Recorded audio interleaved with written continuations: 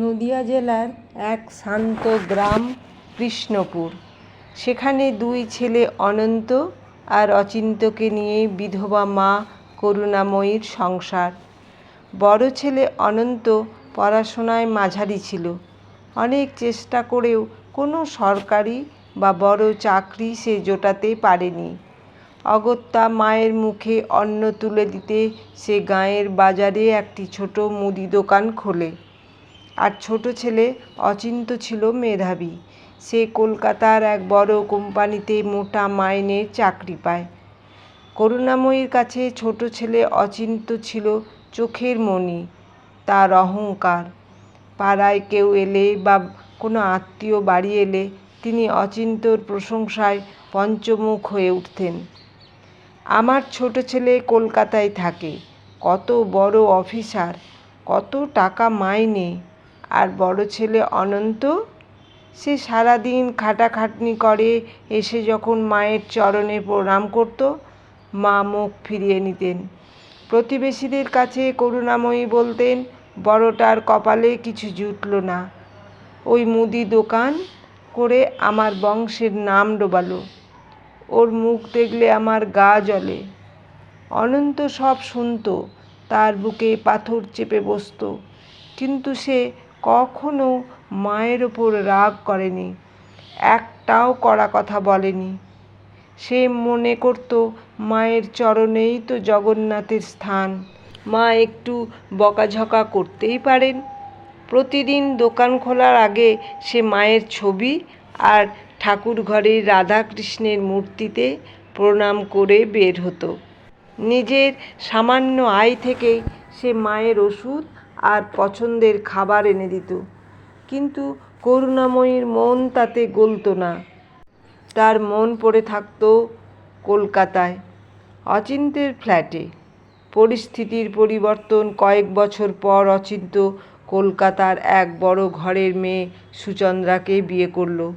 বিয়ের পর করুণাময়ী আহ্লাদে আটখানা হয়ে ছোট ছেলের সংসারে গিয়ে উঠলেন। ভাবলেন এবার তাঁর রানীর মতো দিন কাটবে। কিন্তু মোহভঙ্গ হতে বেশি সময় লাগল না। কলকাতার সেই ঝাঁ চকচকে ফ্ল্যাটে করুণাময়ী হয়ে পড়লেন এক ঘরে।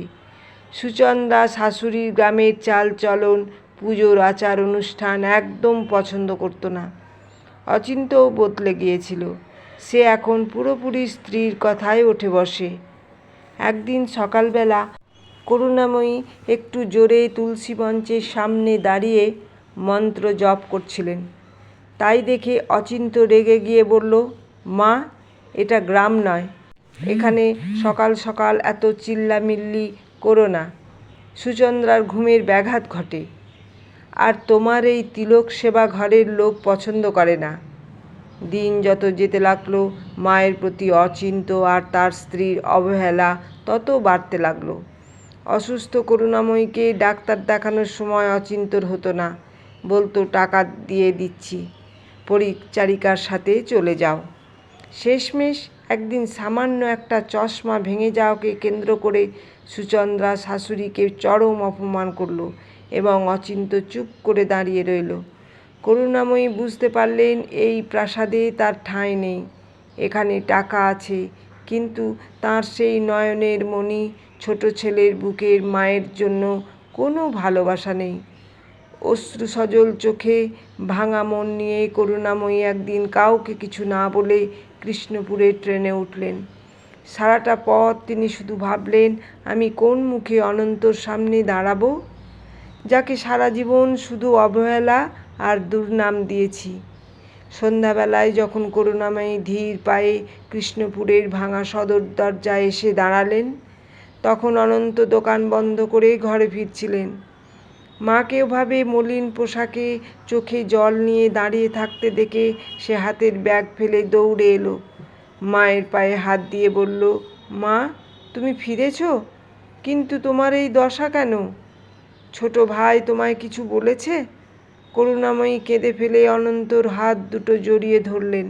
বললেন, আমাকে ক্ষমা করে দে বাবা, আমি অন্ধ ছিলাম, হীরের টুকরোকে কাঁচ ভেবে অবহেলা করেছি।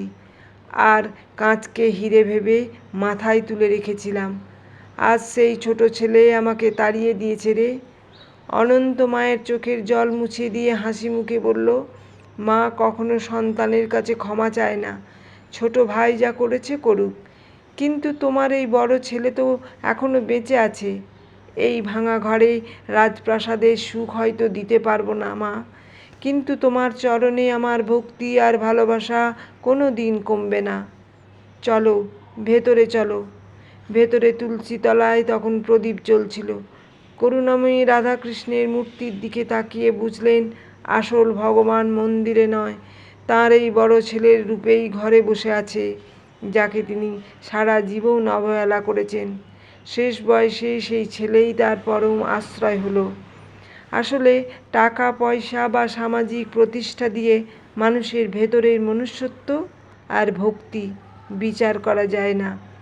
যে সন্তান বাবা মাকে অন্তরের সাথে শ্রদ্ধা ও ভালোবাসে সেই প্রকৃত পুণ্যবান। অন্ধ মোহ মানুষকে ভুল পথে চালিত করে, কিন্তু নিঃস্বার্থ ভালোবাসা ও ধীর স্থির কর্তব্যবোধই শেষ পর্যন্ত জয়ী হয়। গল্পটি কেমন লাগলো কমেন্ট করে জানাবে। ভালো থাকবে, সুস্থ থাকবে।